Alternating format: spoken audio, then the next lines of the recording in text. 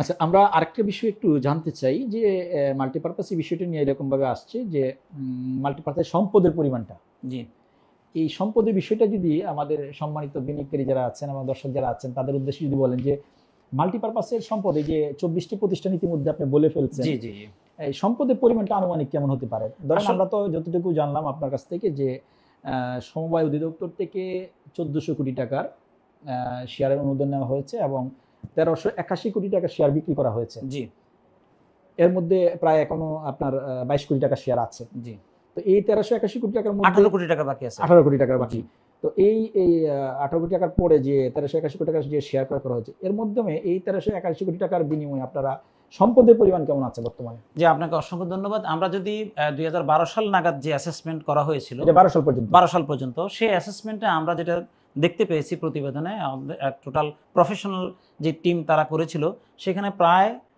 2300 আপনার 27 কোটি টাকা প্রায় সম্পদের পরিমাণ মানে দৃশ্যমান 12 হয়েছে সালেই ছিল। 12 সালে। তবে হ্যাঁ, তখন আবার লাইবিলিটি ছিল 1042 কোটি টাকা।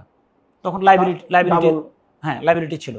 কিন্তু যতটুকু 12 সালের পরে দুদক কর্তৃক যে অ্যাসেসমেন্ট, সেখান থেকে আমরা জিনিসটা জানতে পারি আমাদের সম্পদের পরিমাণ, মুদ্রাস্ফীতি বলেন, ইকোনমিক্যাল অর্থনীতির যে ধারা, সেই ধারা অনুসারে এখন আমরা বোঝা যাচ্ছে 6 থেকে 7,000 কোটি টাকার সম্পদ অলরেডি দৃশ্যমান, মানে দুদকের একটা রিপোর্টে প্রকাশ পায়। এবং বিশেষ করে 71 টেলিভিশনের একজন প্রতিবেদক বিভিন্ন মিডিয়াতে আসছে, বিভিন্ন মিডিয়াতে আসছে, কালের কণ্ঠে আসছে, বাংলাদেশ প্রতিদিনে আসছে। তারা দেখিয়েছে আমাদের 6 থেকে 7,000 কোটি টাকার সম্পদ অলরেডি।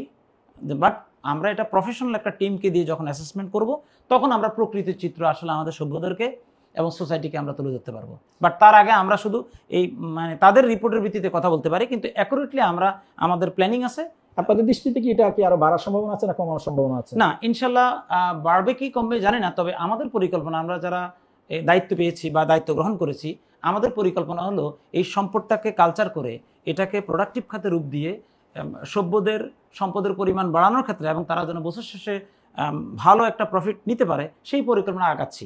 তা আমরা বিশ্বাস করি শুধু এটা না, এটা হয়তো এমন একটা জায়গা যাবে যে হয়তো কেউ হয়তো এখনো ভাবতেও পারছে না আল্লাহর মতে, এতটুকু আমরা বলতে পারি। সো আমরা আগে কাজ করি, বাকিটা তারপরে বলি, কারণ এখনই বলার সময় হয়নি।